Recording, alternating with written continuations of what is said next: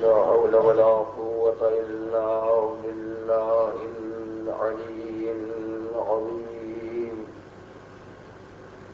حسبنا الله ونعم الوكيل، نعم المولى ونعم النصير.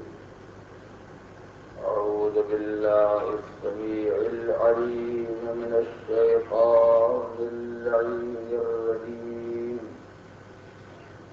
بسم الله الرحمن الرحيم. الحمد لله الذي لم يتخذ ولدا ولم يكن له شريك في الملك ولم يكن له ولي من الذل وكبره تكبيرا.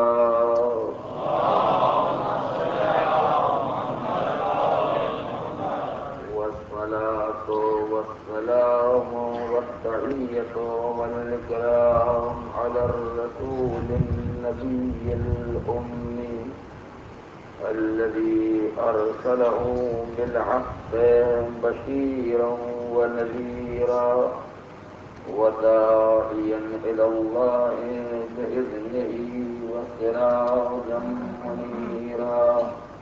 سيدنا ومولانا أبي القاسم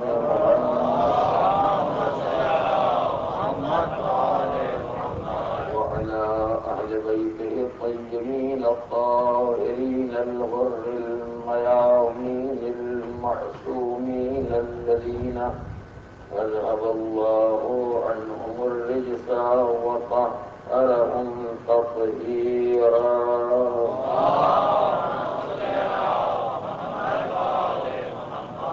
أما بعد فقد قال الله الحكيم في كتابه الكريم.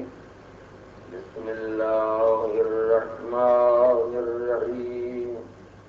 إنما المؤمنون الذين آمنوا بالله ورسوله ثم لم يرتابوا وجاهدوا بأموالهم وأنفسهم في سبيل الله أولئك هم الصادقون.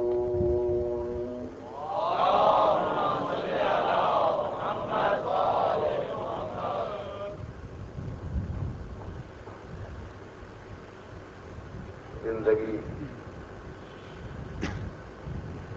عقیدے اور جہاد کا مجموعہ ہے. اس عنوان کے تحت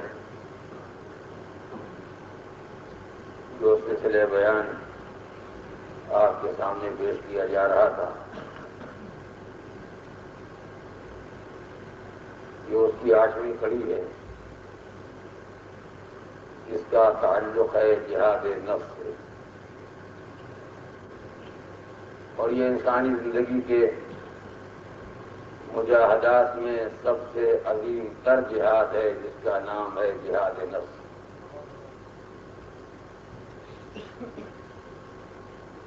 جہاد نفس کیا ہے، اس کا طریقہ کیا ہے، اور مرد مسلمان کو جہاد نفس میں کن چیزوں کا سہارا لینا پڑتا ہے اور کن چیزوں کا سہارا لینا چاہیے، یہ تفصیلات ابھی میں آپ کے سامنے گزارش کروں گا. ابتداً ایک لفظ آپ کے ذہنوں میں محفوظ کرانا چاہتا ہوں کہ جہاد نفس کے 2 معنی ہیں. ایک معنی ہے جہاد نفس کے جہاد بالنفس، یعنی جہاد کیا جائے نفس کے ذریعے، زندگی کے ذریعے، راہ خدا میں زندگی قربان کر دی جائے، یہ ہے جہاد بالنفس. اور دوسری قسم ہے جہاد کی جہاد مع النفس، جہاں نفس کے ذریعے جہاد نہیں ہوتا، نفس ہی سے جہاد ہوتا ہے. جہاں نفس جہاد کا وسیلہ، ذریعہ، آلہ اور حربہ نہیں ہے، بلکہ نفسی مد مقابل ہے جس سے مرد مسلمان کو جہاد کرنا ہوتا ہے. اور یہ مرحلہ جہاد بالنفس سے کہیں زیادہ مشکل ہے، اس لیے کہ باہر کے دشمن سے لڑ جانا آسان ہے، داخلی دشمن سے مقابلہ بہت مشکل ہے۔ اگر آپ نے یہ لفظ بارہا سنا ہے اور یقیناً سنا ہے کہ کافر سے جنگ کرنا آسان ہے، منافق سے لڑنا مشکل ہے، اس لیے کہ کافر کھلا ہوا دشمن ہے، منافق چھپا ہوا دشمن ہے۔ کافر کے ساتھ لڑنے میں یہ آسانی ہوتی ہے، جدھر چاہو تلوار چلاؤ، بالآخر کو وہی کا خاتمہ ہوگا، سر کٹ جائے، گلا کٹ جائے، پیر کٹ جائے، زندگی کا کیسے ہی خاتمہ ہو جائے، بالآخر کو وہی کو مرنا ہے۔ مگر منافق سے لڑنے کی سب سے بڑی دشواری یہ ہے کہ جو سامنے آیا ہے وہ مسلمان ہے، جو اندر چھپا ہوا ہے وہ کافر ہے۔ نفاق کے مفہوم پر آپ نگاہ رکھتے ہیں کہ نفاق کے معنی یہ ہیں کہ انسان باہر سے مسلمان اور اندر کافر، یعنی دل میں کفر چھپا ہوا ہے، زبان پر اسلام ہے، عمل میں اسلام ہے، ظاہر داری میں اسلام ہے۔ تو جو مقابلے پر لڑنے کے لیے آتا ہے وہ دل کلیجے سے نکل کے، سینے سے نکل کے نہیں آتا ہے، وہ انسان ہے جو سامنے آیا ہے، یعنی جو مقابلے پر آیا ہے وہ مسلمان ہے، جو کافر ہے وہ اندر چھپا ہوا ہے۔ کتنا مشکل ہے یہ جہاد کہ لڑنے والا جو سامنے آیا ہے اسے چھوڑتا جائے، جو اندر چھپا ہوا ہے اسے مارتا جائے۔ آپ اس نزاکت کو محسوس کریں۔ میں اس مقام پر ٹھہرنا نہیں چاہتا، مگر اس توجہ کو آپ کے حوالے کرنا چاہتا ہوں تاکہ آپ جب یہ لفظ سنیں کہ کافر سے لڑنا اور منافق سے لڑنا، تو منافق سے لڑنے کی دشواری کو محسوس کریں، اس زحمت کو محسوس کریں کہ منافق سے لڑنے کے معنی یہ نہیں ہے کہ منافق سامنے آیا تلوار چلی اور گلا کاٹ دیا۔ یہ کام تو کافر سے لڑنے میں ہوتا ہے، یہ کام مشرک سے جہاد کرنے میں ہوتا ہے۔ منافق مجموعہ ہے اسلام اور کفر کا، ظاہر سراسر اسلام، باطن سراپا کفر۔ ایسے مقام پر جو ہمارے سامنے آیا ہے وہ کلمہ پڑھتا ہوا آیا ہے، وہ اسلام لے کے آیا ہے، وہ خدا کا اقرار کر کے آیا ہے، وہ نبی کا نام لے کے آیا ہے، کسے مارا جائے؟ اگر تلوار چلا دی جائے تو ہر طرف پروپیگنڈا ہوگا، مسلمان کو مارا۔ اب تو آپ نے نزاکت کو محسوس کی ہے، اگر تلوار چلا دی جائے تو ہر طرف اعلان ہوگا، ایک کلمہ گو کو مارا، ایک مسلمان کو مارا، ایک اللہ والے کو مارا، ایک نبی والے کو مارا۔ اور اگر چھوڑ دیا جائے تو کفر مطمئن ہے، ہم نے اسلام کو صفر بنایا اور خود محفوظ رہ گئے، ہم نے اسلام کو سامنے رکھ دیا اور خود محفوظ رہ گئے، تو کافر محفوظ رہ جائے گا، یہ بھی ایک خطرہ ہے۔ اور مارا جائے تو مسلمان کو مارا جائے، یہ دوسرا خطرہ ہے۔ یہ ایسا مشکل جہاد ہے جو ہر انسان کے بس کا کام نہیں ہے۔ اسی لیے سرکار دو عالم نے ایک جملہ ارشاد فرمایا تھا، یا علی انت تقاتل علی التعویل کما قاتلت علی التنزیل، جیسے میں نے تنزیل قرآن پر جہاد کیا ہے ویسے تم تعویل قرآن پر جہاد کرو گے، تم تعویل قرآن پر جہاد کرو گے جیسے میں نے تنزیل قرآن پر جہاد کیا ہے۔ تنزیل قرآن پر جہاد کے معنی کیا ہے؟ یعنی میرے سامنے جو کھلا ہوا کافر آیا میں نے اس سے مقابلہ کیا ہے، تمہارے سامنے جو چھپا ہوا کفر آئے گا تمہیں اس سے مقابلہ کرنا ہوگا۔ جیسے تنزیل کھلی ہوئی ہے، تعویل چھپے ہوئے معنی ہے، ویسے کفر کھلا ہوا دشمن ہے، نفاق چھپا ہوا دشمن ہے۔ تو جو تعویل سے باخبر ہوگا وہی منافق سے لڑ سکے گا، جس کے پاس دل میں تعویل ہوگا وہی منافق سے جہاد کر سکے گا۔ اور اللہ نے پہلے دن اعلان کر دیا، تنزیل کے معنی لغت کے معنی سب جانتے ہیں، مگر تعویل قرآن وما یعلم تاویلہ الا اللہ والراسخون بالعلم، تعویل کو یا خدا جانتا ہے یا وہ جانتے ہیں جو علم میں رسوخ رکھنے والے ہیں، جو علم کی گہرائیوں تک جانے والے ہیں، جو چار لفظیں پڑھ کے لغت قرآن کو سمجھ لینے والے۔ آج میں جو تعویل نہیں ہے، جو رسوخ دل علم رکھتا ہے وہ تعویل کا جاننے والا ہے، جو تعویل کا جاننے والا ہے اسی کو تعویل پر جہاد کرنے کا حق ہے۔ اور تعویل پر جہاد کرنا جب منافق سے جہاد کرنا ہے تو جس کے پاس علم تعویل رکھا گیا، لفظ آ گیا ہے، جس کے پاس علم تعویل قرآن ہے وہی منافق سے جنگ کر سکتا ہے۔ وہی منافق سے جنگ کر سکتا ہے. اور پیغمبر نے یہ اعلان کیا یا علی جیسے میں نے تنظیم پر جنگ کی ہے ویسے تم تعبیر پر جنگ کرو گے. اب آگے آپ سمجھیے گا جیسے میں نے تنظیم پر جنگ کی ہے ویسے تم تعبیر پر جنگ کرو گے. یعنی حیات پیغمبر میں علی کی جتنی لڑائیاں ہیں وہ سب تنزیل والی ہیں. جیسے پیغمبر تنزیل قرآن پر جنگ کر رہے ہیں علی پیغمبر کے ایک مجاہد کی شکل میں میدان جہاد میں نظر آ رہے ہیں. اب اس کے بعد تمہیں تعبیر پر جنگ کرنا ہے. تنظیر پر جنگ قوموں سے ہوتی ہے تعبیر پر جنگ نصاب سے ہوتی ہے. تو اس کے معنی جان کہ جب علی جنگ کریں گے جب علی میدان جہاد میں قدم رکھے تو لاکھ کوئی کلمہ پڑھنے والا ہو نبی آواز دے رہے کہ منافق سے جنگ تعبیر پر ہوگی. جب صاحب تعبیر میدان میں آئے تو نصاب کا پردہ خود ہی چاک ہو جائے گا.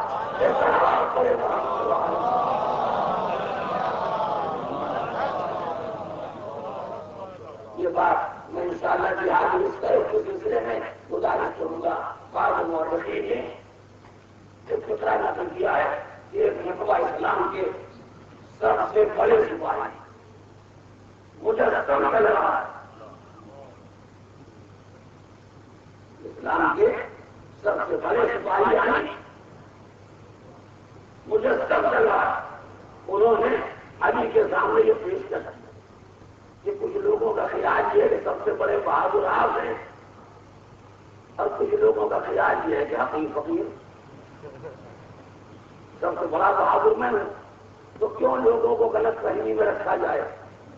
کیوں نہ ہمارا تو مقابلہ ہو جائے تاکہ لوگوں کو معلوم ہو جائے کہ اسلام میں بڑے بہادر آپ ہیں یہ بڑے بہادر ہم ہیں. اور نقل کرنے والوں نے یہ نقل کیا کہ جب علی کے سامنے یہ پیشکش کی گئی تو آپ نے فرمایا کہ آپ مجھ سے لڑنا چاہتے ہیں مگر میں آپ سے نہیں لڑنا چاہتا. عجیب وہی بات آپ مجھ سے لڑنا چاہتے ہیں مگر میں آپ سے نہیں لڑنا چاہتا. اور نقل والوں نے کہا اس کی دو وجہیں ہو سکتی ہیں. وجہوں پر آپ تجا رکھیے گا واقعہ تو سنی رہے آپ. اس کی دو وجہ ہو سکتی. یا تو وجہ یہ ہے کہ علی کو ان کی طاقت کا اندازہ تھا. علی کو ان کی طاقت کا اندازہ تھا لہذا نہیں لڑنا چاہتے. مگر اس وجہ سے تھوڑی کمزوری یہ ہے کہ علی جو کچھ کمزور آدمی نہیں ہے کوئی معمولی بہادر نہیں ہے کہ یہ کہا جائے کہ کیونکہ معلوم ہے کہ وہ بڑے طاقت بڑے زیادہ لڑنے سے گھبرا رہے ہیں تو شاید وہ خود یہ کہتے ہیں کہ شاید وجہ یہ ہو کہ چونکہ پیشکش کرنے والا مسلمان ہے. اسی بات کو آپ نگاہ میں رکھیے گا کیونکہ یہ بات کہنے والا مسلمان ہے اور علی ایسے محتاط مجاہد کا نام ہے جو مسلمان پر تلوار نہیں اٹھانا چاہتا. قربان جائیے اس تحقیق کے اتنا تو معلوم ہو گیا کہ علی ایسے محتاط سپاہی کا نام ہے جو کسی مسلمان پر تلوار نہیں اٹھاتا. اب وہ میرے سامنے موجود ہوتے تو ان سے پوچھا اور علی جس پر تلوار اٹھا لے اس کے بارے میں کہا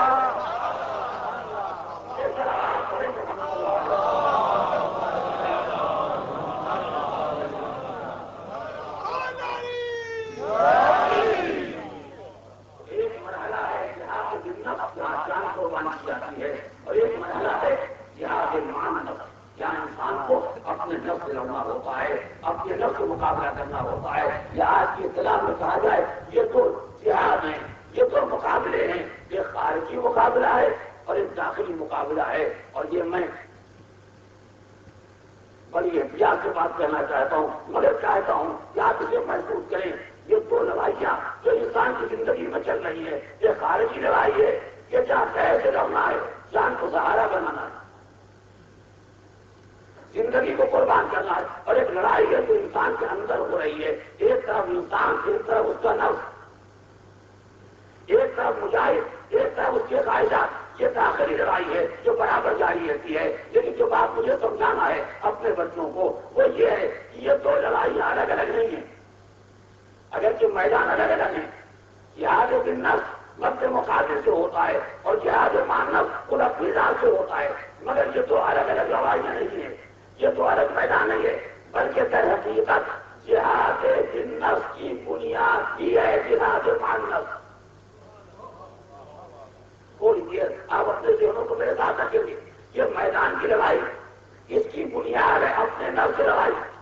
اگر کوئی اس میدان سے کامیاب ہو گیا تو میدان جنگ کا مجاہد کہا جائے گا، اور اگر کوئی اس لڑائی میں کامیاب نہ ہو سکا تو میدان جنگ کا لڑاکو کہا جائے گا، مجاہد نہیں کہا جائے گا۔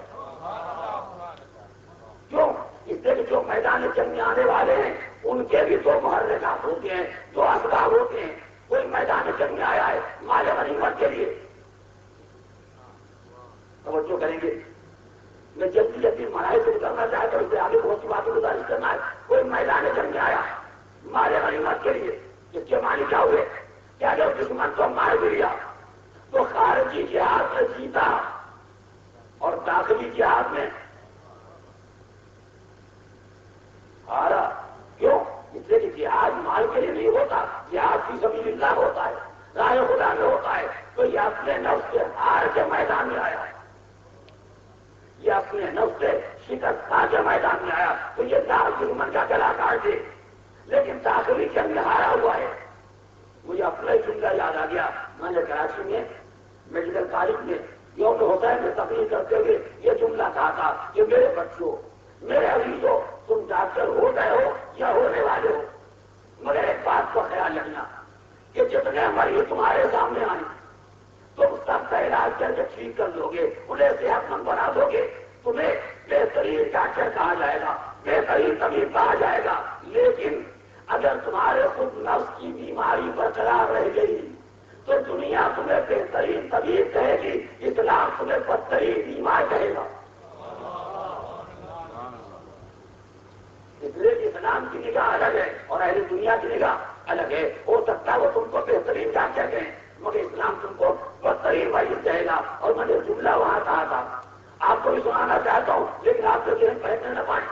میں نے کہا مختصر یہ ہے کہ اگر تم نے کسی مریض کی نبض پر ہاتھ رکھا، میں وضاحت نہ کروں گا، پہچانیے گا آپ نے کیا کہہ رہا ہوں۔ تم نے کسی مریض کی نبض پر ہاتھ رکھا، اگر تمہاری دل کی دھڑکن میں فرق نہیں آیا تو سمجھو تم ڈاکٹر بھی ہو، صحیح بھی ہو، تم معالج بھی ہو، صحت مند بھی ہو، لیکن اگر نبض پر ہاتھ رکھتے ہی تمہارے دل کی دھڑکن بے اندازہ ہو گیا تو اس کے معنی ہے کہ مریض کے حق میں طبیب ہو، اپنے حق میں بیمار ہو۔ اس لیے کہ اسلام نے اس بات کی اجازت نہیں دی ہے کہ نامحرم کے ہاتھ پر ہاتھ رکھ کے آپ نفس کی رفتار کے ساتھ اپنے دل کی رفتار میں فرق پیدا کریں۔ یہ دل کی رفتار کا فرق علامت ہے کہ دنیا کی نگاہ میں آپ بہترین طبیب ہے، اسلام کی نگاہ میں بدترین بیمار۔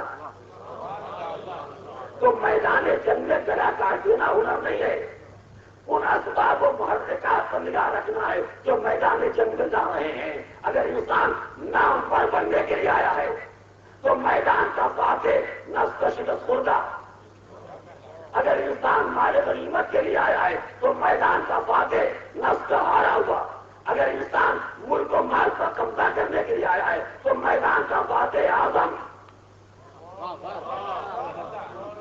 اور نفس کا شکست خوردہ۔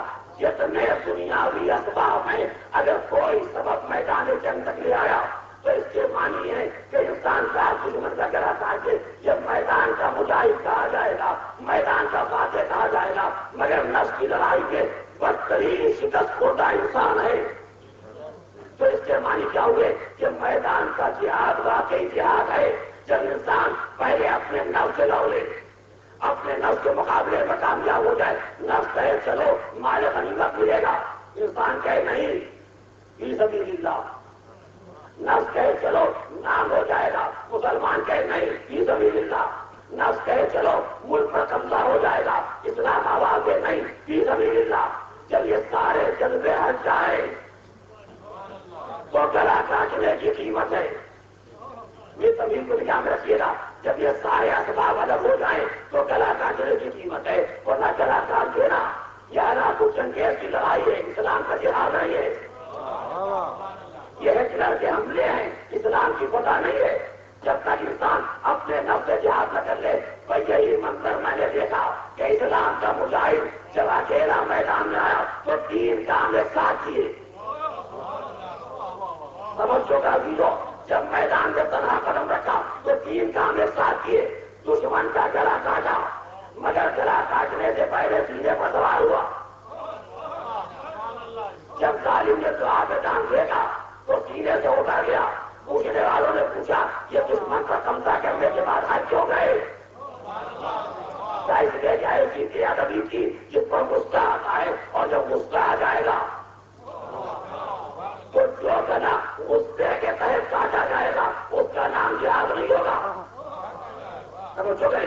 جو غصے کے تحت گلا کاٹا جائے گا اس کا نام جہاد نہیں ہوگا۔ یعنی علی عمر کا سر کاٹنے سے پہلے نفس کا گلا کاٹ رہے ہیں، نفس سے جہاد کر رہے ہیں۔ پہلے نفس سے جہاد کا مرحلہ تمام ہو جائے، اس کے بعد جو دشمن سے جہاد ہوگا۔ اور جب عمر مارا گیا سمجھو گا جملہ کیا کرنا بھی ہو، جب عمر کو قتل کر دیا تو قتل ہونے کے بعد عمر کی بہن آئی مائی کے لاشے پر، کیا بھیا تمہیں زندگی بھر ہوگی مگر نہ رہوں گی، تیرا قاتل بڑا شریف ہے،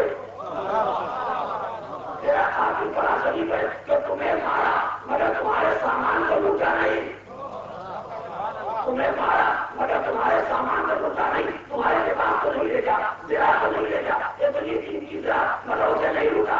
آپ نے پہچانا عمر کا گلا کاٹا، یعنی کا داخلی جہاد ہے، سینے سے اتر آئے، یعنی کا داخلی جہاد ہے۔ عمر کی بہن کا اعتراف نہیں ہے کہ بھی سبھی زندہ آئے ہیں، مال کے لیے نہیں آئے۔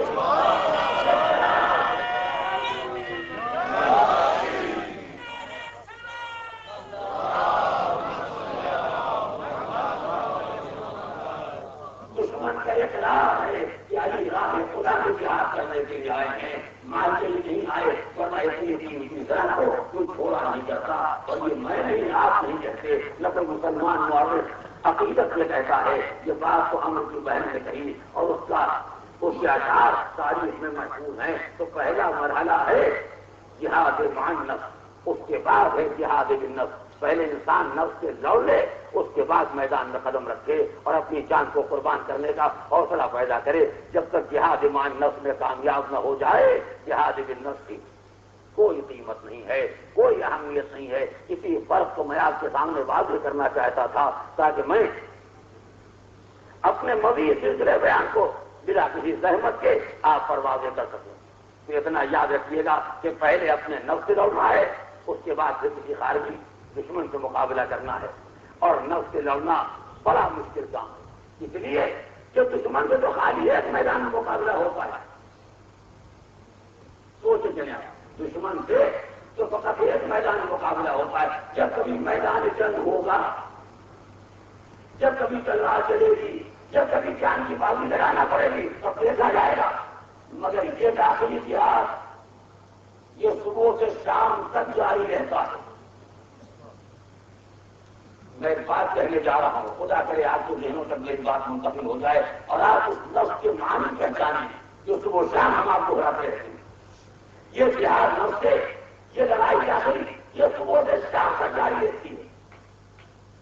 ہر وقت نفس انسان کو گرانا چاہتا ہے، اور انسان کا جب مسلمان ہے تو نفس کو گرانا چاہتا ہے۔ یہ لڑائی صبح سے شام تک جاری رہتی ہے۔ کب سے شروع ہوتی ہے؟ جب تک بیٹھے ہوئے ہیں، جب تک آرام کر رہے ہیں، مؤذن نے آواز دی حی علی الصلاۃ، نماز کے لیے آؤ۔ اتنی دیر کے بعد تو ٹھنڈی ہوا چلی ہے، 2 بجے رات کو تو فلم ختم ہوئی ہے، ابھی 2 گھنٹہ پہلے تو لیٹے ہیں، ابھی تو دوستوں کی محفل برخاست ہوئی ہے، ابھی تو آرام کیا ہے۔ یہ مؤذن کو وقت کا صحیح اندازہ نہیں ہوتا۔ سوچنا چاہیے جب ہم بیکار ہو کر مجھے سو جائیں تو اذان 4 بجے، 4:30 بجے، اور جب 2 بجے تک فلم چلے تو اذان 8 بجے۔ اس لیے کہ ہماری عادتیں نہیں بدل سکتی، قانون خدا بدلو۔ اگر ہم کو مسلمان رکھنا ہے تو دین بدل دو، قانون الہی بدل دو۔ ہم نے بدلنے کا کوئی امکان نہیں ہے، ایسے لوگ پائے جاتے ہیں اب یہ لیجیے بستر بنے تھے، یہ تو کوئی میدان جنگ نہیں ہے، اور پہچانا ہے بستر تو کوئی میدان جنگ نہیں ہے، بستر بنے کے ہوئے ہیں، کوئی مد مقابل نہیں، نہ کافر نہ منافق، مگر یہ کافر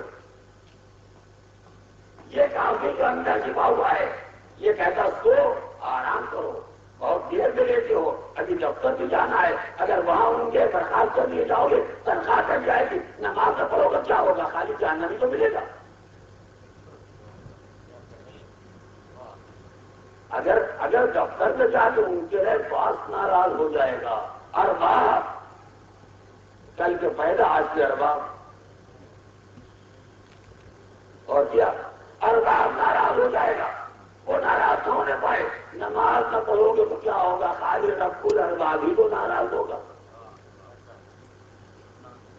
رب الارباب ناراض ہو جائے کوئی پریشانی نہیں، ارباب ناراض نہ ہونے پائے، ان کا پیدا کرنے والا وہ ناراض ہو جائے کوئی تکلیف نہیں ہے، یہ کل کے پیدا یہ ناراض ہو جائیں تو قیامت آ جائے گی۔ نفس برابر سمجھا رہا ہے آرام کرو آرام کرو، اور بڑا نفس متقی ہوا تو اس نے اسلام کو بھی ایک حربہ بنا دیا، کہ اسلام میں تو نماز دو طرح کی ہے، ادا بھی ہے اور قضا بھی ہے اور آپشنل ہے، اختیاری جو بھی چاہو، جب جی چاہے ادا والی پہنچو اور جب جی چاہے قضا والی پہنچو، تو آج قضا والی صحیح،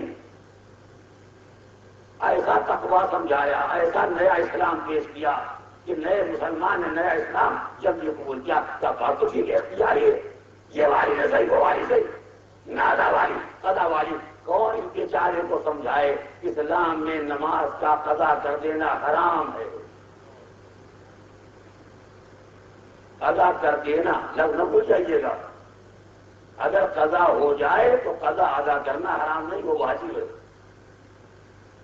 اگر اتفاقاً قضا ہو جائے تو کوئی سوتے ہی رہے واقع تو اس کی قضا ادا کرنا یہ واجبات ہے، لیکن نماز کا قضا کر دینا یہ پہلے حرام ہے، گناہ، باعث جہنم، باعث عذاب الہی، مگر شیطان نے سمجھایا اور انسان لیتا رہ گیا، اس کے معنی کیا ہے کہ ابھی بستر سے اٹھا نہیں ہے اور جہاد میں ہار چکا،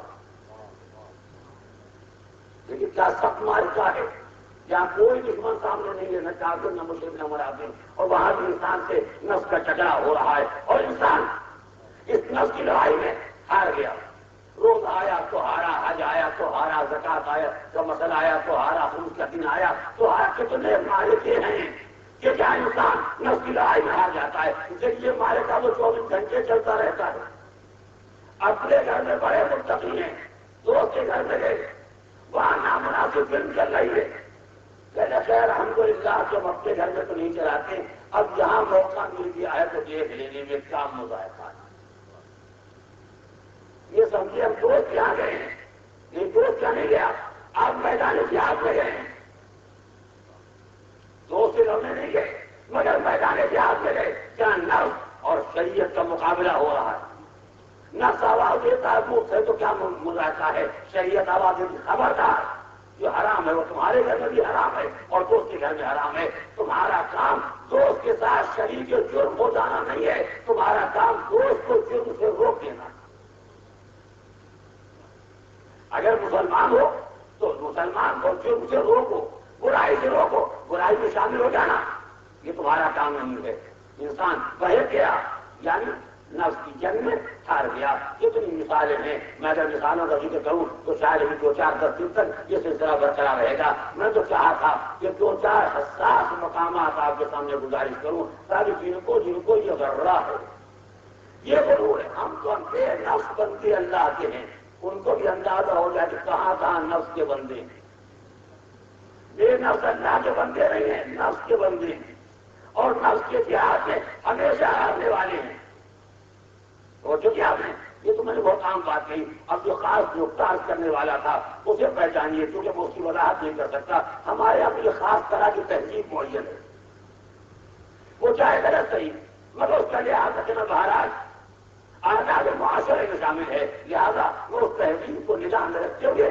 ایک جملہ کہنا چاہتا ہوں، ہم آپ سب اگر نفس کی لڑائی میں ہمیشہ جیتتے رہیں، بڑی نازک بات ہے، نفس سے لڑائی جنگ کرنے میں اگر ہمیشہ جیتتے رہیں، ہمیشہ نفس کو ہراتے رہیں، ہر وقت پاتے، صبح سے لے کے شام تک پاتے، دن بھر پاتے، 11-12 بجے رات تک جاگتے رہے اور نفس سے جھگڑا کرتے رہے، کہیں نفس کی بات نہیں چلنے دی، ہمیشہ مرضی پروردگار کے مطابق کام کرتے رہے۔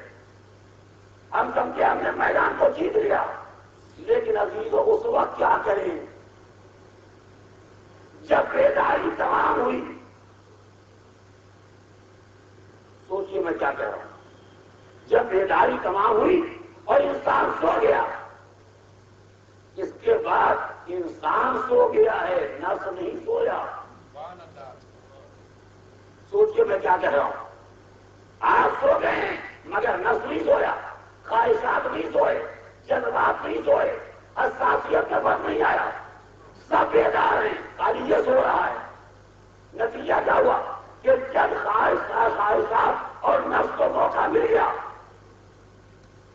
اس نے انسان پر حملہ کر دیا، اور حملہ کیا تو میدان کو اس لیے جیت لیا کہ جس پر حملہ کیا وہ سو رہا تھا۔ اب اس سے زیادہ بڑا وضاحت چاہتا ہوں، مجھے کوئی پسند نہیں۔ میرے سامنے اسلام کا بنا ہوا قانون اللہ حیاء فی الدین، دین کے معاملات میں نہ کوئی حیا نہ کوئی شرم، جو بات ہے وہ سمجھنا چاہیے، جو قانون ہے وہ معلوم ہونا چاہیے۔ تو یاد رکھیے گا، اب ایک لفظ ہوگا سارے سننے والے سب پہچان لیں گے، انسان پر کبھی کبھی سونے کی حالت میں غسل کا واجب ہو جانا یہ اس بات کی علامت ہے کہ انسان لا سو جائے مگر نفس نہیں سویا۔ آپ سو گئے مگر دشمن نہیں سویا، آپ اس سے غافل ہو گئے مگر وہ آپ سے غافل نہیں ہوا۔ یہی وجہ کہ جب وہ حملہ کر دیتا ہے تو میدان کو اس لیے جیت لیتا ہے کہ نفس کے مقابل سو رہا ہے۔ تو مجھے ایک لفظ کہہ دیے، ہر وہ انسان جو اس عارضے کا شکار ہو جائے وہ کہیں نہ کہیں نفس کی جنگ میں آ رہا۔ میں پھر نیا رخیہ کو سنا رہا ہوں، وہ کہیں نہ کہیں نفس کے مارے کے نہ آ رہا۔ اب باقی انفاق اعظم کو ہے کہ جس کے صفات و کمالات میں یہ بات شامل ہو جائے کہ چاہے سوتا رہے چاہے جاگتا رہے شیطان اس پر غالب نہیں آ سکتا۔ اسی لیے ہمارے یہاں جو عصمت کی تعریف کی گئی ہے، جو معصوم کی صفتیں بیان کی گئی ہے، ان میں صفت یہ بھی ہے کہ معصوم پر کبھی عالم خواب میں غسل طاری نہیں ہو سکتا۔ سمجھ گیا؟ معصوم پر خواب کے عالم میں کبھی غسل کی کیفیت نہیں طاری ہو سکتی ہے۔ اس سے یہ کیفیت اس پر طاری ہوتی ہے کہ جس کو سوتا پا کے نفس قبضہ کر لے، جس کو سوتا پا کے نفس غالب ہو جائے۔ تو اتنا تو معلوم ہو گیا کہ معصوم چیز جاگتا ہے یا سوتا ہے نفس پر غالب نہیں آ سکتا۔ تو یہ کتنا بڑا ہمت ہے، یہ کتنا طاقتور ہے، یہ کتنا بیدار نفس ہے۔ یہ رات کو بلائی گرفتی رہا، جب پروردگار نے آواز دی یہ وہ بندہ ہے جو تمہاری نگاہ میں سو رہا ہے، ہماری بارگاہ میں نفس بیچ رہا ہے۔ نہیں، اب ذرا عربی گرامر پڑھ لیجیے۔ اللہ نے صاحبان ایمان سے جامع مال کو لے کے جنت دی دی تو کیا کہا؟ ان اللہ اشترى من المؤمنین انفسهم واموالهم بان لهم الجنہ۔ اللہ نے صاحبان ایمان سے ان کے جان اور مال کو خرید لیا اور جنت دے دی۔ اعلان کا ہے، اعلان ہے اللہ کے خریدنے کا، ہمارے بیچنے کا ذکر نہیں کیا گیا۔ اعلان ہے کہ خدا نے خرید لیا، مگر یہ بھی کہا گیا انہوں نے بیچا، یہ خدا کا کرم ہے تو اس نے خرید لیا، مگر ہمارے بیچنے کا ذکر نہیں آیا۔ اب پر یہ ہجرت کی رائے، ہجرت کی رات جو آئے گئی وہ من الناس من یشری نفسہ ابتغاء مرضات اللہ، اور کچھ ایسے انسان بھی ہیں جو رضا خدا کے لیے نفس بیچ جاتے ہیں۔ ابھی جو فرق پہچانو، جیتا جاگتا مجاہد میدان میں آیا تو خدا نے اپنے خریدنے کا نام لیا، اس کے بیچنے کا ذکر نہ کیا، اور جب بندہ سو گیا تو خدا نے بیچنے کا ذکر کیا، اسی لیے بیچنے کا ذکر کیا تاکہ سننے والوں کو ہوش آ جائے کہ سو کے بے ہوش ہو جانا تمہارا کام ہے، اور سو کے رضا خدا کا سودا کرنا یہ علی کا کام ہے۔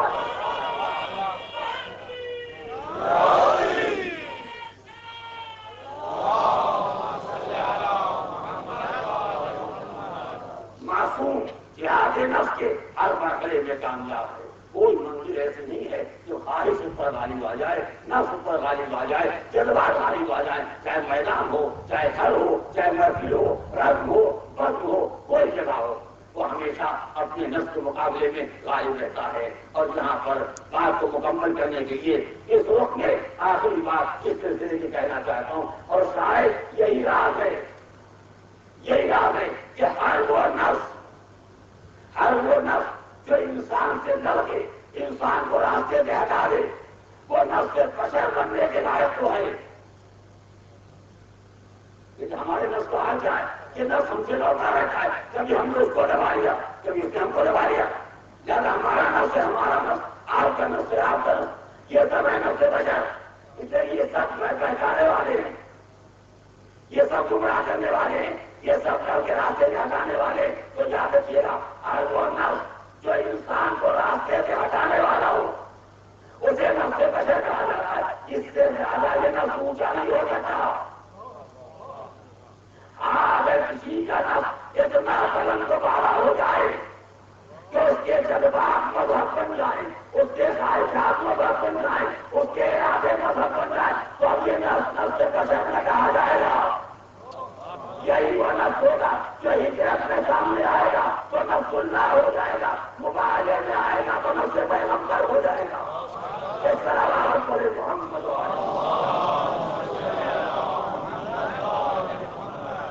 اس لیے یہ وہ نفس نہیں ہے جو جذبات کا تابع ہو جائے، جو خواہشات کا پابند ہو جائے، جو انسان کو راہ حق سے ہٹا سکے۔ یہ وہ نفس ہے جو مرضی پروردگار کے ساتھ میں ڈھلا ہوا ہے۔ تو جہاد کا پہلا اور بنیادی معرکہ اور میدان ہے اپنے نفس سے مقابلہ کرنا، خواہشات سے مقابلہ کرنا۔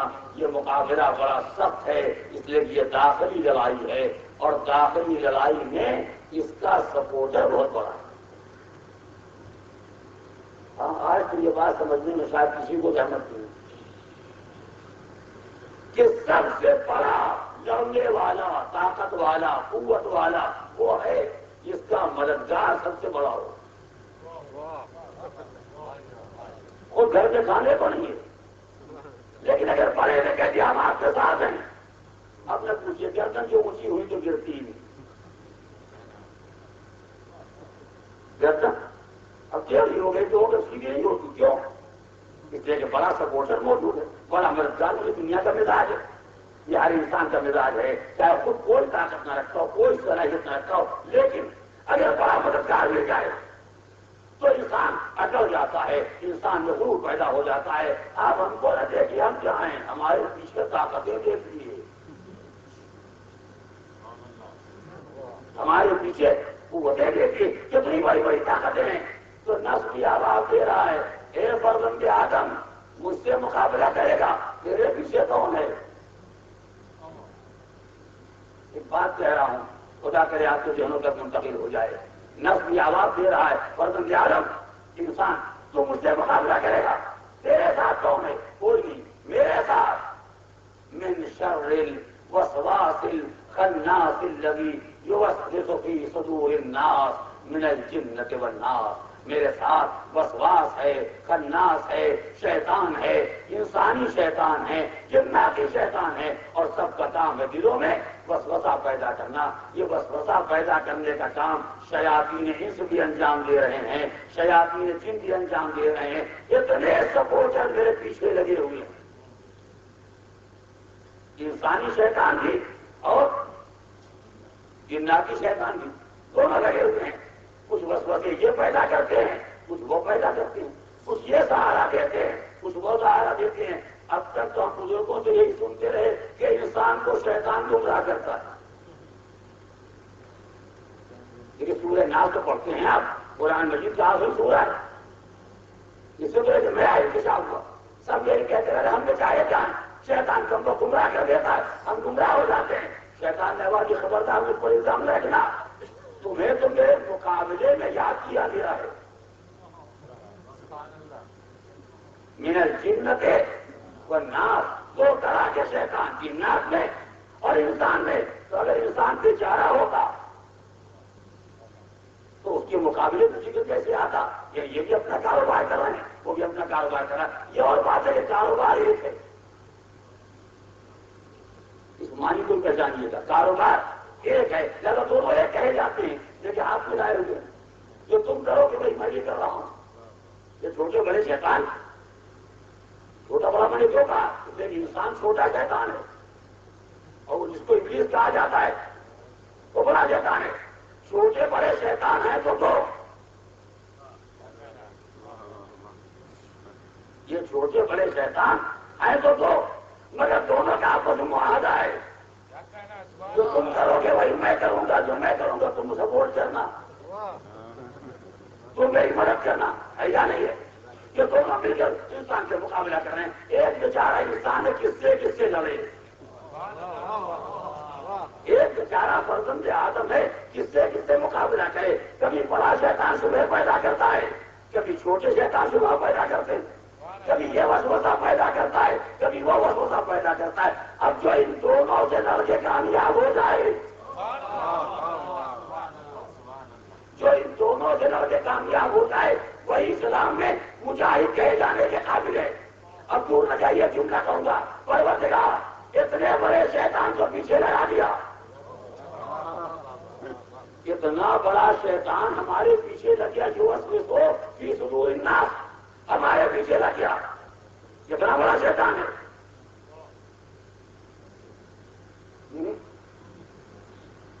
میں دو لفظ آپ کو سناؤں تاکہ آپ پہچانے کتنا بڑا شیطان. اتنا بڑا شیطان کہ سینئر ٹیم میں اس کا کوئی جواب نہیں ہے. کوئی جواب؟ ارے سب سے سینئر، سب سے پرانا، ہم اس کے سامنے گئے مقابلہ کرنے کے لیے. اس نے کہا آپ تشریف لائیں، آپ کے بابا آدم تو ہمارے سامنے پیدا ہوئے. کیا جھوٹ بولتا ہے؟ اگر شیطان یہ کہے کہ آدم ہمارے سامنے پیدا ہوئے تو کیا جھوٹ بولتا ہے؟ صحیح کہتا ہے. تو کتنا پرانا ہے، کتنا پرانا ہے. ہم سے پرانا، انبیاء سے پہلے، مرسلین سے پہلے، اولیاء سے پہلے، صاحبان کتاب سے پہلے، جناب آدم سے پہلے، اتنا پرانا ہے. مگر آج تک کوئی ایک مسلمان سمجھدار نہ پیدا ہوا جو شیطان کی عظمت کا اقرار کر لے کہ عمر میں سب سے بڑا ہے.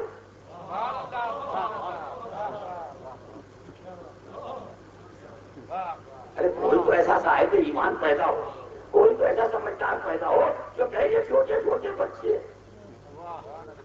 یہ سامنے پیدا ہونے والے جو انبیاء مرسلین ہیں، یہ تو سامنے کے پیدا کتنا بزرگ ہے، سب سے پہلے کا ہے اور بزرگی ہی فاصلہ ہے.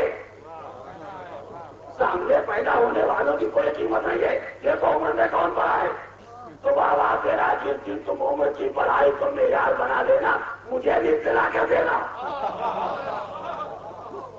مجھے بھی خبر کیا کرنا، تاکہ میں بھی تو اپنا دعویٰ تمہاری عدالت میں رکھوں. اور شاید یہ میرے ہاتھ تم نے خود نہیں بنایا، یہ میرا ہی بتایا ہوا نسخہ ہے جو تم نے استعمال کیا ہے. یہ صلوات اور محمد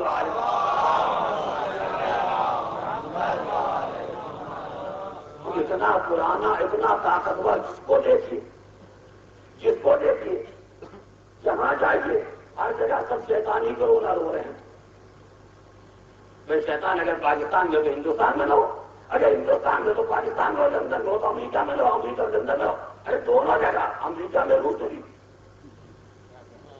وہ مشرق یہ مغرب اتنا فاصلہ، مگر یہاں بھی اپنا کام کر رہا ہے، وہاں بھی اپنا کام کر رہا ہے. ایک پروردگار اتنی بڑی طاقت کو ہم جیسے کمزور انسانوں کے ساتھ لگا دیا، کیسے لڑیں گے، کیسے جیتیں گے؟ سوچیے میں کیا گزارش کر رہا ہوں، اور تفصیلات کا محل نہیں ہے. خدا کرے میری بات آپ کے ذہنوں تک منتقل ہو جائے اور آپ اس حقیقت کو محسوس کر سکیں جو میں تعلیمات اسلامی کی روشنی میں عرض کرنا چاہتا ہوں. اتنا طاقتور شیطان، اتنا پرانا شیطان، اتنا بڑا شیطان، اور یہ چھوٹا سا انسان، یہ چھوٹا سا فرزند آدم، یہ کیا مقابلہ کرے گا اس سے، اور کیسے جیتے گا، کیسے یہ مجاہد بنے گا، کیسے جہاد میں نفس کامیاب ہوگا؟ اس کے معنی ہے کہ سب ناکام ہو جائیں، سب جہنم میں چلے جائیں. خدا یہ بھی نہیں چاہتا تو پروردگار اتنے بڑے شیطان سے کیسے لڑیں، اتنی بڑی طاقت کہاں سے لائیں، اتنا بڑا سلاح کہاں سے لائے کہ چمبک کو ماری، اتنی بڑی فوج کہاں سے لائے جو اتنے بڑے شیطان سے مقابلہ کریں۔ پروردگار نے کہا ہمارے یہاں آؤ، ہم اسلحہ بھی بتا دیں گے، طاقت بھی بتا دیں گے، فوج بھی بتا دیں گے، مقابلہ بھی کرا دیں گے، کامیابی بنا دیں گے۔ ہمارے آ جاؤ، ہمارے آ جاؤ۔ ہم نے کہا کیسے آئے تو آؤ، ارے کتنا خرچ کرنا، ہمارے گھر آنا ہے، ایک ٹکٹ تو خریدنا ہے، جو کچھ 1600-1800 درہم کا ٹکٹ ملتا ہو لے لو، ہمارے آ جاؤ، ہم بتائیں گے مقابلہ کیسے ہوتا ہے۔ ہم نے ٹکٹ خرید لیا، چلے گئے اللہ کے گھر۔ پروردگار اب تو بتا دے یہ کمزور نہیں ہونا تو انسان اتنے بڑے شیطان سے کیسے لڑے گا؟ کیا کتنے بڑے شیطان سے لڑنا ہے؟ چھوٹے والے سے، چھوٹے والے سے لڑنا ہے کہ منجلے والے سے لڑنا ہے کہ بڑے والے سے لڑنا ہے؟ کس سے لڑنا ہے؟ ہم تمہیں بتائیں گے کیسے لڑا جاتا ہے، ہمارے یہاں آ جائے، ہم ترکیب بتائیں گے، ہمارے بندے ہو، ہم تمہیں سپورٹ نہ کریں گے تو کون کرے گا، ہم مدد نہ کرے تو کون کرے گا؟ پروردگار کو بتا دے کیونکہ یہ اصطلاحات شریعت کی اصطلاحات نہیں ہے، یہ اصطلاحات وہ ہیں جو مکے میں جمرات کو لکھی ہوئی ہیں، چھوٹا شیطان، میانہ شیطان، بڑا شیطان۔ اور یہاں سے ہم آپ کہیں کہ بیت اللہ کے لیے شیطان سے مقابلہ کرنے کے لیے پروردگار بڑے شیطان سے مقابلہ کرنا ہے، اجازت دے کہ ہم اپنے گھر سے بڑے بڑے پتھر لائیں، پستول لائیں، ریوالور لائیں، بندوق لائیں، مارے چمبا کو شاید مر جائے، ورنہ اتنے بڑے شیطان کو مارنا وہ تو ہمارے بس کا کام نہیں ہے۔ ہم سوچے تھے انسان اور اس کا نام، لیکن میں جب بدل دیا وہ بڑا شیطان کا تو بڑی پتھر، اس کا نام بڑا شیطان ہے، اس کا نام بڑا شیطان۔ اتنے بڑے شیطان کا مقابلہ ہم تو سمجھتے ہیں کہ ہماری ہی کی غارت ہو جائے گی۔ پتہ نہیں کتنے آدمی آپ ناچ کرنے کے لیے گئے ہو، کتنے نہیں گئے، جو نہیں گئے چاہیے، اور جو گئے وہ پہچانے۔ میں نے کیا کہا، ہم کو تو لگتا ہے کہ ہماری عید کی غارت ہو جائے گی، کیوں؟ اس لیے کہ عید کا دن آیا تو نے ہم کو ٹکرا دیا بڑے شیطان سے۔ ارے حج کے اعمال معلوم ہے یا نہیں؟ حج کے اعمال میں تینوں شیطانوں کو مارنا ہوتا ہے 11 تاریخ کو، 12 تاریخ کو، اور عید ہوتی ہے 10 تاریخ کو۔ 10 تاریخ کو چھوٹے شیطان کو نہیں مارنا ہے، 10 تاریخ کو منجلے شیطان کو نہیں مارنا ہے، 10 تاریخ کو ڈائریکٹ ہے، 10 تاریخ کو ڈائریکٹ مقابلہ ہے بڑے شیطان سے، اسے مارنا ہے۔ یہ ہے حج بیت اللہ۔ مسائل معلوم ہے نہیں؟ ارے مسائل پڑھیے کہ نہیں معلوم ہے؟ مقابلہ یعنی دن عید کا، خوشی کا دن، اور لگا دیا گیا ایسے ہمارے میں جس میں جیتنے کا بظاہر کوئی امکان نہیں ہے، تو عید کی ساری خوشی غارت ہو کے رہ جائے گی۔ پروردگار کسی اور دن ہم کو لڑوا دیا ہوتا جو روزے کا دن ہوتا، ہار کے رو رہے تھے، عید کے دن یہ مقابلہ کیسے مقابلہ کرے اتنا بڑا شیطان، اور ہم غریب انسان اسے لڑنا چاہتے ہیں۔ پروردگار نے کہا گھبراؤ نہیں، ہم تمہیں اسلحے دیں گے، اسلحے دیں گے، مارو کامیاب ہو جاؤ گے۔ پروردگار کو اسلحے کس ملک میں بنتے ہیں؟ کہا ہمارے یہاں۔ ایک ایک دم لے کے آسمانی پہچان، ہمارے یہاں باہر کے اسلحے نہیں چلیں گے شیطان کو مارنے میں۔ شیطان کو اگر مارنا ہے تو باہر کیا کریے، آپ کے ابو ظبی سے یہاں پتھر اٹھا کے لے جائیں، نہیں، عرض حرم سے لائیے، عرض حرم سے لائیے، وہاں چاہیے، ہمارے آ جاؤ، ہم اسلحے فراہم کریں گے مقابلہ کرنے کے واسطے۔ اب جو چلے بڑا پتھر اٹھایا، عالم دین نے کہا نہیں چھوڑو، یہ نہیں، اوسط درجے کا یہ نہیں، کنکریاں، اللہ اکبر، کیا مقابلہ، اور کیا کنکریاں، چھوٹی چھوٹی کنکریاں لے کے گئے، 1 2 3 4 5 6 7 مارا۔ خدا نے کہا ہم نے تمہارے عمل کو قبول کر لیا، تم فاتح، شیطان ہارا۔ چھوٹی کنکریوں سے مارا تو ہم فاتح، شیطان ہارا، اور چپل سے مارا تو شیطان فاتح، ہمارے نہیں، اس بات یاد رکھیے گا، کبھی شوق نہ پیدا کیجیے گا. اگر چپل جوتا مارنے لگے، ڈنڈا یہاں سے مارنے لگے، بندوق چلا دی وہاں، اس کے معنی کیا ہوں گے کہ شیطان جیتا اور آپ آئے. کیوں؟ اس لیے چپل خدائی اسلحہ نہیں ہے. سوچتے چلو میں نے کیا کہا، یہ خدائی اسلحہ نہیں ہے. خدا نے کہا جو اسلحہ استعمال کرنا ہے وہ یہ چھوٹی چھوٹی کنکریاں ہیں. بڑا شیطان چھوٹی کنکری، اور مسلمان نے مارا، مار کے فاتح ہو گیا. فاتح ہونے ہی کی تو عید منا رہا ہے. شیطان سے ہار گیا ہوتا تو کہیں چھپ کے روتا. شیطان سے اگر شکست کھا گیا ہوتا تو کہیں چھپ کے روتا. یہ سارے میدان جو عید منا رہا ہے یہ فتح کی عید ہے. یہ آئے اور کنکریوں سے شیطان کو مارا. شیطان کا بڑا اور کنکریاں بھی چھوٹی، مگر خدا نے کہا مارنا ہے تو انہیں اسلحوں کو استعمال کرو. اب اس کے زیادہ میں کچھ نہیں کہہ سکتا. حاکم نے مسلمان کو اتنا طریقہ وہ سکھا دیا. وہ جو نہیں، اعمال اسلام نے مسلمان کو اتنا طریقہ وہ دے دیا. اگر شیطان پڑا ہے تو گھبراؤ نہیں. تم کتنے چھوٹے صحیح، ہم جب اسے مارنا چاہیں گے تو تم کے لیے کہیں گے چھوٹی کنکریاں استعمال کرو. ایک بے ہوش مسلمان ہوش میں آ جا. بڑے شیطان کے لیے بڑے اسلحے درکار نہیں ہوتے، چھوٹی کنکریاں ہی کافی ہوتی ہیں. اس طرح بڑے محمد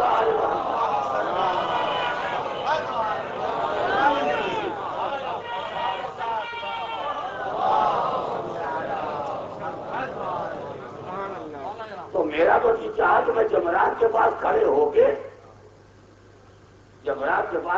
کے شیطان سے کہوں تو کتنا ہی بڑا ہو جائے، مگر ہماری کنکریوں سے ہوشیار رہنا. یہ سب بڑائی کھڑی رہ جائے گی جب ہماری کنکریاں چلیں گی. مسلمان نے چھوٹی چھوٹی کنکریاں استعمال کی اور شیطان کو مار گیا. جو بھی حج کر کے پڑے تو اس نے پوچھا کیا کر کے آئے؟ کیا کہیں گے شیطان کے پٹ کیا ہے. ارے جن کے پلٹ کے جب گئی وہ بھی نہیں کہہ کے پٹ کیا ہے. میں نے کہا کیا وہ کہا پہلے شیطان کو مارا. آپ شیطان کو مارے؟ کہاں پہلے شیطان کو مارا. کاہے سے مارا؟ چھوٹی کنکریوں سے. تو کیا پروردگار مذاق کر رہا تھا؟ بس یہ آخری جملہ ہے. کیا پروردگار معذاللہ بندوں سے مذاق کر رہا ہے؟ اتنے بڑے ستون کو مارنا ہے، چھوٹی چھوٹی کنکریاں لے جاؤ. یہ مذاق نہیں کر رہا ہے، مسلمان کو طریقہ سکھا رہا ہے. مسلمان کو طریقہ سکھا رہا ہے. اپنی کنکریوں کو کمزور نہ سمجھو. ہم جب سہارا دے دیں گے تو یہی کنکریاں بڑے شیطان کو مارنے کے لیے کافی ہو جائے گی. بس شرط یہ ہے کہ ہمارے حکم کا سہارا لو. ہم سے الگ ہو جاؤ گے تو پتھر بھی کام نہ آئیں گے. ہمارے ساتھ رہو گے تو کنکریاں بھی کافی ہو جائیں گی. ایک طرح پورے محمد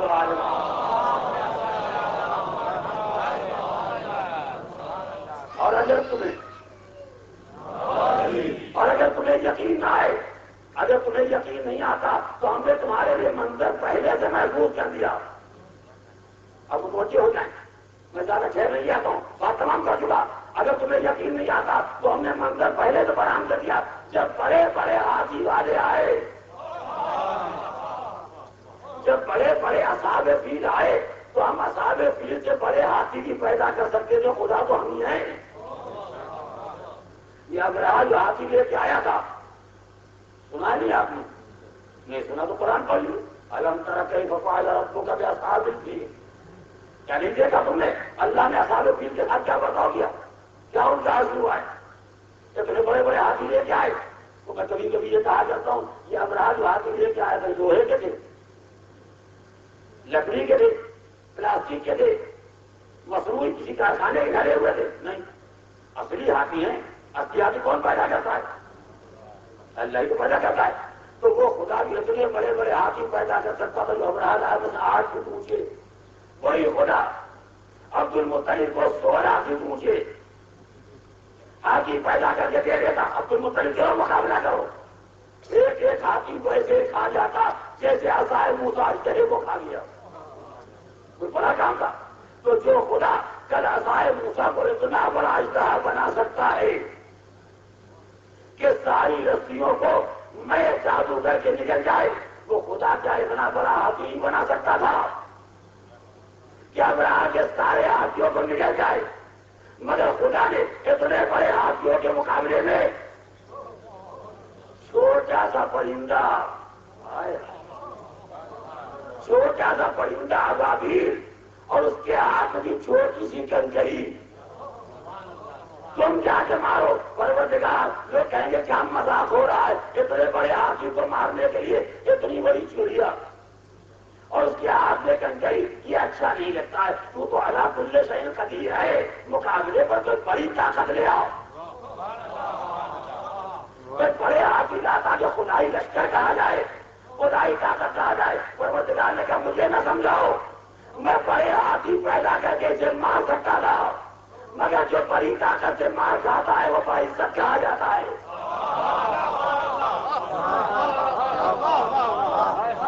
جو بڑی طاقت سے مار جاتا ہے وہ مر کے بھی عزت دار بن جاتا ہے۔ تو اتنے چھوٹے پرندوں سے اسے ہلاک کراؤ کہ مرے بھی اور ذلیل ہو کے مرے۔ خدا دشمن کی عزت دار موت نہیں چاہتا، چاہتا مرے چھوٹے کے ہاتھ سے مارے تاکہ اس کی عزت کی موت مرے۔ ایک آواز پڑے محمد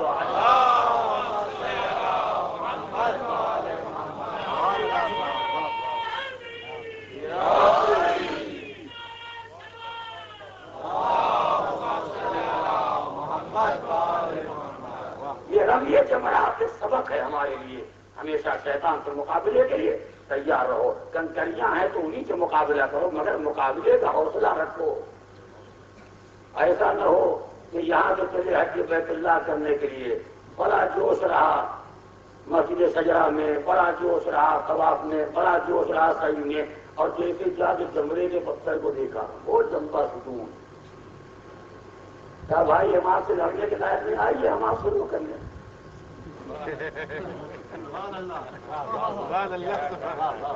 ہم آپ سے لڑنے کے لیے، آپ تو بہت بڑے دکھائی دے رہے ہیں، ہم تو آپ کے مقابلے میں کچھ نہیں ہیں، چھوٹا بڑے سے لڑے گی عقل مندی ہم نہیں کر سکتے، چھوٹا بڑے سے لڑے ایسی عقل مندی کا کام نہیں کر سکتے، آئیے ہم آپ کی پناہ میں جیئیں گے،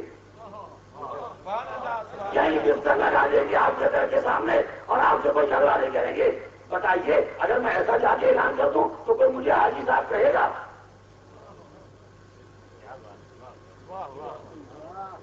اور کریں آپ میں پڑھے کیا لوگوں نے کہا آپ کیا کر کے آئے، ہم نے کہا ہم گئے وہاں کنکریاں لیتے مختلفہ میں رات بھر سنتے رہے، اب وہاں جا کے دیکھا اتنا بڑا شیطان، ہم نے کہی بیچاری کنکریاں کیا کریں گی، جب بڑے سے لڑ نہ سکو تعلقات پیدا کرو۔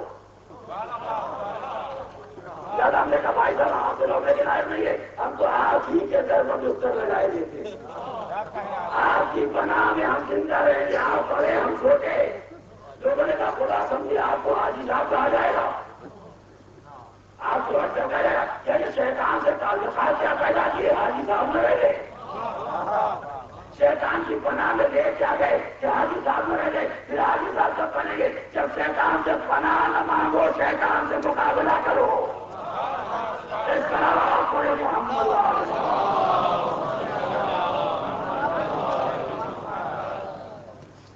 نفس سے مقابلہ بڑا نازک کام ہے، نفس سے مقابلہ بڑا سخت مرحلہ ہے، ہر انسان کے بس کی بات نہیں ہے کہ نفس سے مقابلہ کا تلوار چلانا تو سب کو آتا ہے، بلکہ اب میں اپنی بات کو آخری مرحلے پر لا کے گزارش کرنا چاہتا ہوں۔ جو میں نے ابتدا میں کہا تھا کہ نفس سے لڑنا مشکل ہے، تلوار چلانا آسان ہے، اس سے ہو سکتا ہے کہ کسی کی تلوار چل جائے مگر جہاد نفس میں فیل ہو جائے، جہاد نفس میں ناکام ہو جائے، اور ہو سکتا ہے تلوار نہ چلے،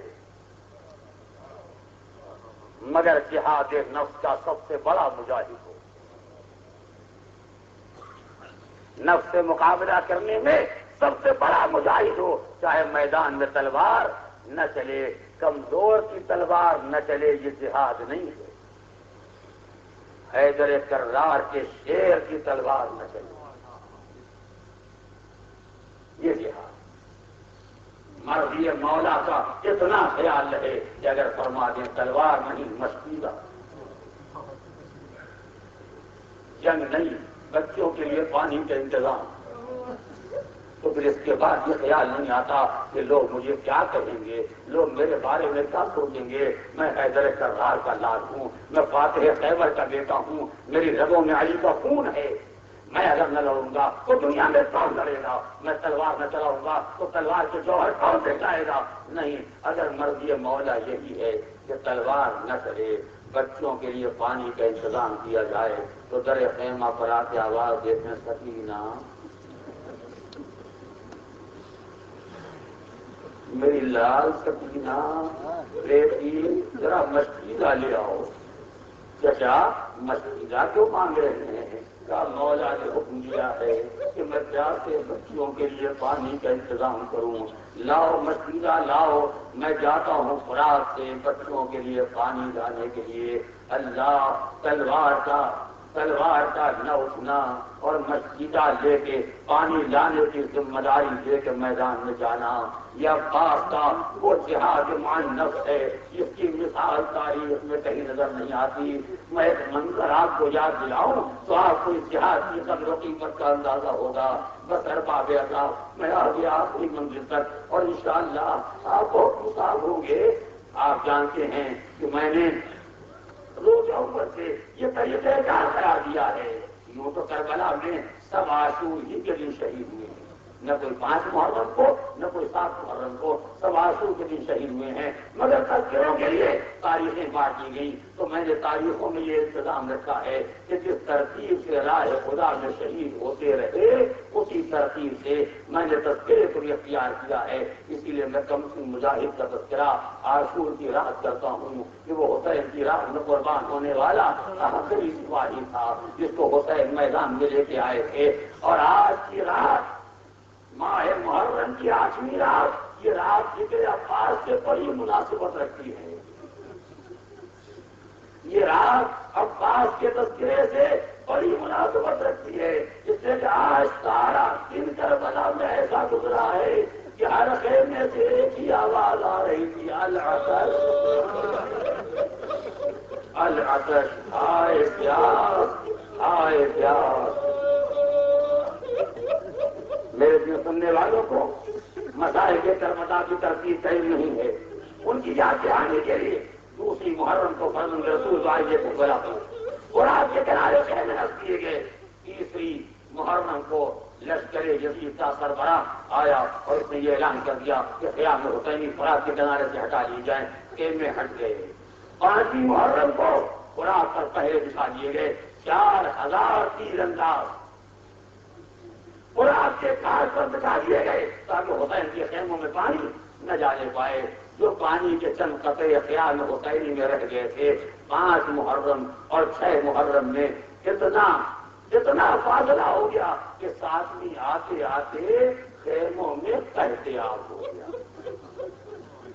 یہ جب یاد رکھیے گا کہ تاریخ کربلا میں بندش آپ ہے 5ویں محرم کو، 7ویں کو احتیاط۔ جو خیمے میں پانی کا کوئی خطرہ نہیں رہ گیا، جو کوئی خطرہ پانی میں نہیں رہ گیا، تو آج جو شام کربلا میں آئی ہوگی تو بچے کس پر نگاہ کریں؟ بچے کس کو دیکھیں؟ ایک علمدار کربلا ہے، ایک سکہ سکینہ ہے، ایک ساقی کوثر کا لال ہے، بچے اسی جگہ سے اکٹھا ہو رہے ہیں۔ العطش العطش، آئے پیاس آئے پیاس۔ ایسے ماحول میں یہ وقت گزر رہا ہے یہاں تک کہ عاشور کی رات آئی۔ میں تفصیلی تذکرہ عاشور کی رات گزارش کروں گا کہ جملہ گھمانا چاہتا ہوں، آپ متوجہ ہو جائیں تاکہ میں عباس کے جہاد کا تذکرہ کر سکوں۔ عاشور کی رات آئی، سمر نے آ کے امان نامہ پیش کیا، عباس کو ٹھکرا دیا، ظالم دور ہو جا، اس پر لعنت، میرے امان نامے پر لعنت، اس کے لکھنے والے پر لعنت، اس کو حاکم بنانے والے پر لعنت۔ مجھے امان دینا چاہتا ہے وہ ابن رسول اللہ، لا امان اللہ، نبی کے لال کے لیے امان نہیں ہے، مجھے امان دینا چاہتا ہے۔ کیوں تو پیچھے آیا، پلٹ کے آئے مولا کی خدمت میں، آقا مجھے امان دینے کے لیے آیا تھا، اب بات کو تم نے کیا جواب دیا؟ آقا میں نے کہا تو اس پر لعنت، تیرے امان نامے کو لعنت، جب میرے مولا کے لیے امان نہیں، جب میرے آقا کے لیے امان نہیں ہے تو مجھے کوئی امان نہیں چاہیے۔ وہ ایسے موقع پر تاریخ کربلا بیان کرتی ہے، ایک مطلب جو ہے آگے بڑھے کہ عباس ذرا میرے ساتھ چلو، میں تم سے ایک بات کہنا چاہتا ہوں. سنو غیرت دارو، بہت روئیں گے آپ. عباس چلو میں تم سے ایک بات کہنا چاہتا ہوں، ذرا دور چلو.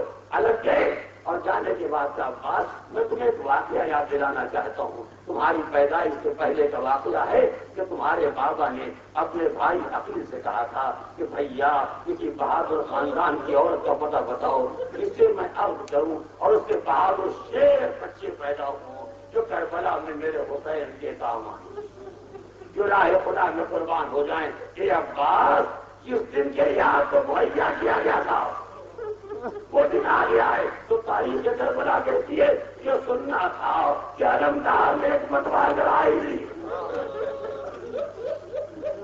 تو ابھی بیان آخری منزلوں میں آ گیا. ایک مدرسے نے اگرائی رکھا میں ٹوٹ گئی. جلال نے آ کے فرمایا سہیل اب تو شرونی بھی کتنے آ گئی ہو. سہیل آج تم مجھے شجاعت کا جوڑ دلا رہے ہو اور یہ رات درمیان میں ہے، یہ رات گزر جائے تو دیکھنا ہے تیرے کرا کا شیر کیسے لوٹائے. کربلا جب تک کا الٹ جائے گا خیبر کا جہاد یاد آ جائے گا. ارے رات کو یہ حوصلہ تھا اور دوپہر میں خبر آئی بھیا جنگ نہیں پاتی. عباس تلوار نہیں مسجدہ کیا غازی کا دل پر گزر گئی. یہودی کا دل جانتا ہے مسجدیں بلیا لے کے چلے 4000 پہرے داروں کو ہٹاتے ہوئے فرات تک پہنچے. تھوڑا فرات میں ڈال دیا، مسجدیں کو بھرا، چلو میں پانی لیا. ساری موٹے تو پانی میرے قبضے میں ہے مگر پیوں گا نہیں، میری سکینہ جاتی. میں پانی پی نہیں سکتا. مولا کے بچے پیاسے ہیں. پانی کو پھینک دیا، سبا کے دامن سے ہاتھ کو کچھ دیا، مسیلے کو لیا، لے کے چلے. بتا متوجہ رہیں گے. چند قدم آگے بڑھے، ظالم نے وار کیا، دائنا شانہ قلم ہو گیا، کوئی پرواہ نہیں. آگے بڑھتے جا رہے ہیں، بائیں ہاتھ کر دیا، کوئی پرواہ نہیں ہے. آگے بڑھتے جا رہے، اسی طرح پانی مولا کے بچوں تک پہنچ جائے. ایک مرتبہ تیر ہے ستم آگے مسجدیں کو لگا. آگے سے متوجہ رہیں گے، تیر ہے ستم مسجدیں کو لگا. اب بات سے بولے کا رخ موڑ دیا. اب خیمے دار کی طرف نہ جاؤں گا، اب بچوں کے سامنے نہ جاؤں گا. ابھی اس کے مرض پر چہرے دیکھ رہے ہیں، کیا کروں کہاں جاؤں. اب بچوں کے سامنے جانے کے لائق نہ رہ گیا. اس سر پر گردے آنے لگا. گرد کا لگنا تھا جب پاس گھوڑے سے زمین کی طرف چلے. نجف اشرف کے جلیل القدر عالم و خطیب شیخ کاظم وہ بیان کرتے ہیں کہ میں ہمیشہ مولا کے تذکرے کیا کرتا تھا، مسائل کربلا بیان کیا کرتا تھا. ایک دن صبح کو ایک عالم جلیل میرے پاس آئے اور انہوں نے آگے کہا رات میں نے عجب خواب دیکھا. نہ سن سکو کیا سیدھو، رات میں نے عجب خواب دیکھا. یہ کہتے میں بے چین ہو گیا. میں کہوں حضور تم نے یہ کیا خواب دیکھا؟ جب میں نے خواب دیکھا جیسے کوئی کہتا ابو الفضل سے ناراض ہے. اب بار کے علمدار آج سے ناراض تو یہ سننا تھا کافنے لگے. ارے میرا مولا مجھ سے ناراض، میرا مولا مجھ سے ناراض ہے. خیر تو آقا مجھ سے کیوں ناراض ہو گئے؟ کیا وہ فرماتے ہیں کہ تم ان کے مسائل کا ذکر چھوڑے گے. سنا جو جب یاد کرو گے لوگ فرماتے ہیں کہ تم میرا مسائل کا ذکر تو نہیں کرتے. کہتے میں تو برابر تذکرہ کرتا ہوں. آج بھی میں نے انہی کے مسائل کا ذکر کیا. میں نے سمجھا آقا کا اشارہ کس مصیبت کی طرف ہے. میں نے سمجھا کہ آقا کس ذکر کی طرف اشارہ فرما رہے. کہاں انہوں نے فرمایا کہ تم نے میری ایک مصیبت کا ذکر چھوڑ دیا. سنا بھی لو، تم نے میرے چاہنے والوں کو میری یہ مصیبت کیوں نہ سمجھائی؟ کیا جلدی بتاؤ وہ کون سی مصیبت ہے؟ کیا تم میرے چاہنے والوں کو سمجھاؤ، میرے چاہنے والوں کو سمجھاؤ کہ جب میں گھوڑے سے گر رہا تھا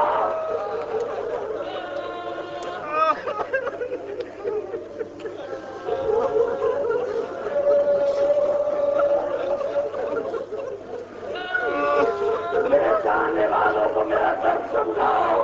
جب میں گھوڑے سے گر رہا تھا تو دنیا میں جب کوئی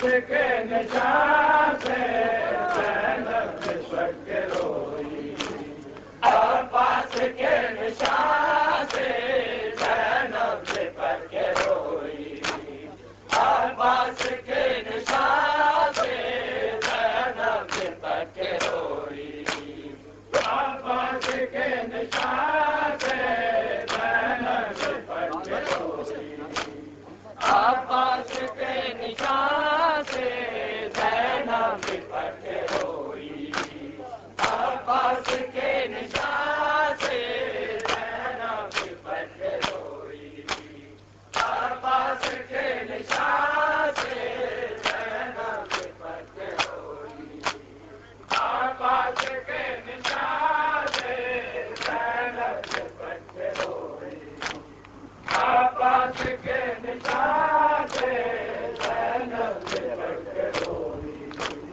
زینب لپٹ کے روئے عباس کے نشان سے زینب لپٹ کے روئے عباس کے نشان سے زینب ضرور کھائی سارے بہن کہاں سے ایسا ضرور کھائی سارے بہن کہاں سے زینب لپٹ کے روئی عباس کے نشان سے زینب لپٹ کے روئی عباس کے نشان سے زینب لپٹ کے روئی زینب لپٹ کے روئی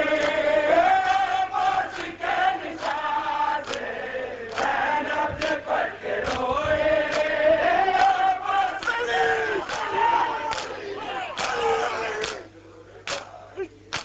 سارے بہن کہاں سے ایسا ضرور کھائی سارے بہن کہاں سے زینب لپٹ کے روئی عباس کے نشان سے زینب لپٹ کے روئی عباس کے نشان سے زینب لپٹ کے روئی ایک بار تم چچا جاؤ میں لوٹ آؤ ایک بار تم چچا جاؤ میں لوٹ آؤ سنو گے پانی کھائے دبا سے دکھوانا پھر سنو گے پانی کھائے دبا سے زینب لپٹ کے روئی عباس کے نشان سے زینب لپٹ کے روئی عباس کے نشان سے زینب لپٹ کے روئی ایسا غیور تھائی سارے بہن کہاں سے ایسا غیور تھائی سارے بہن کہاں سے زینب لپٹ کے روئی عباس کے نشان سے زینب لپٹ کے روئی عباس کے نشان سے زینب لپٹ کے روئی شیر علی کا بادشاہ شیری لے کے آئے شیر علی کا بادشاہ شبیر لے کے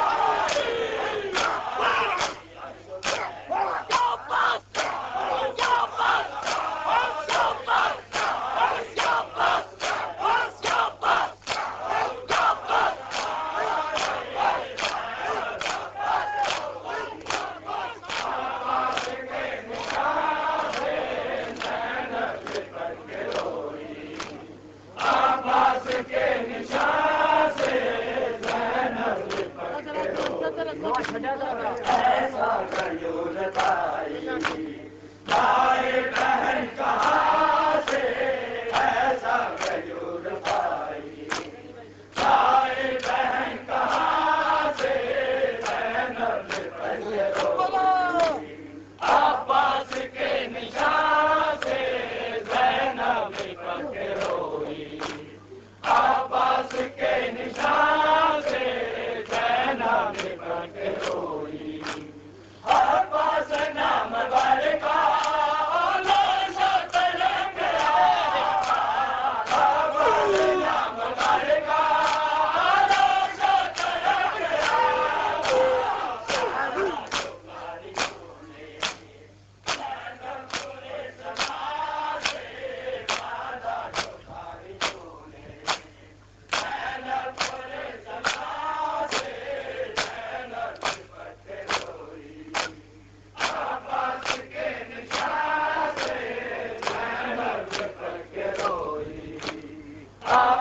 عباس کے نشان سے زینب لپٹ روئی، ایسا غیور بھائی سارے بہن کہاں سے، ایسا غیور بھائی سارے بہن کہاں سے، زینب لپٹ کے روئی، عباس کے نشان سے زینب لپٹ کے روئی، عباس کے نشان سے زینب لپٹ کے روئی، کس طرح ہوا تھا وہ بدل توبہ، کس طرح ہوا تھا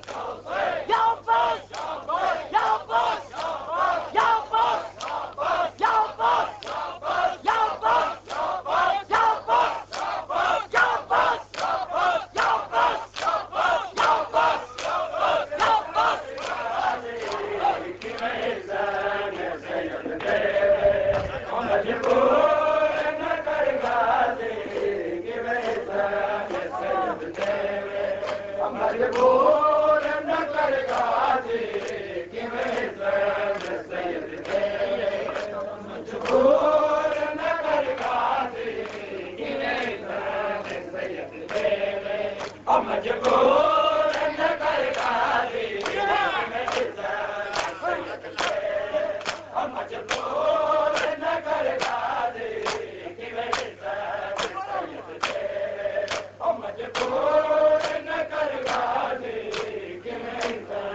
سید تیرے مجبور نہ کر غازی کہ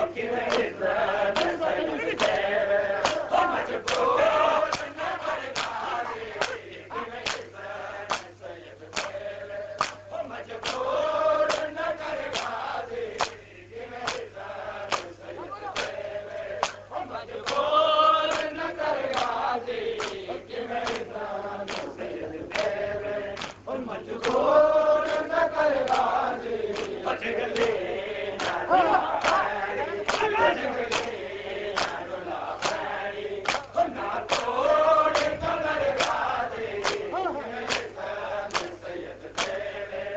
مجبور نہ کر غازی کہ میں زن سید تیرے مجبور نہ کر غازی کہ میں زن سید تیرے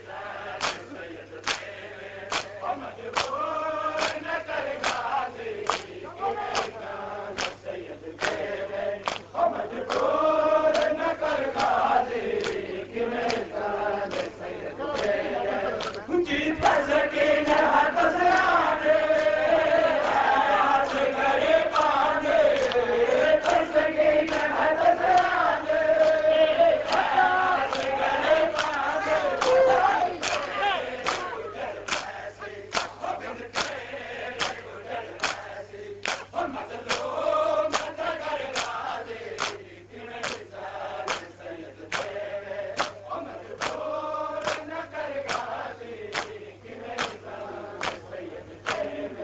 مجبور نہ کر غازی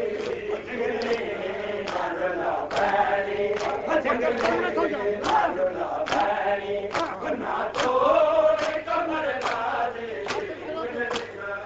سید تیرے مجبور نہ کر غازی کہ میں زن سید تیرے مجبور نہ کر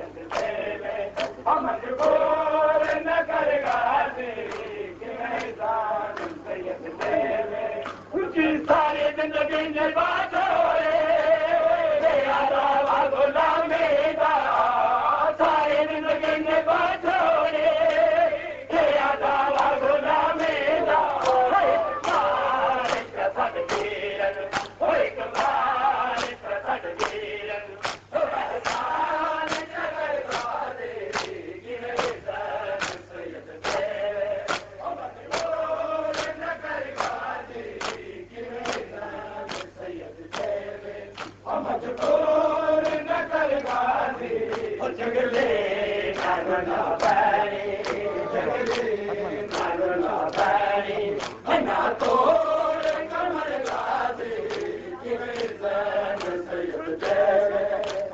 آج کرے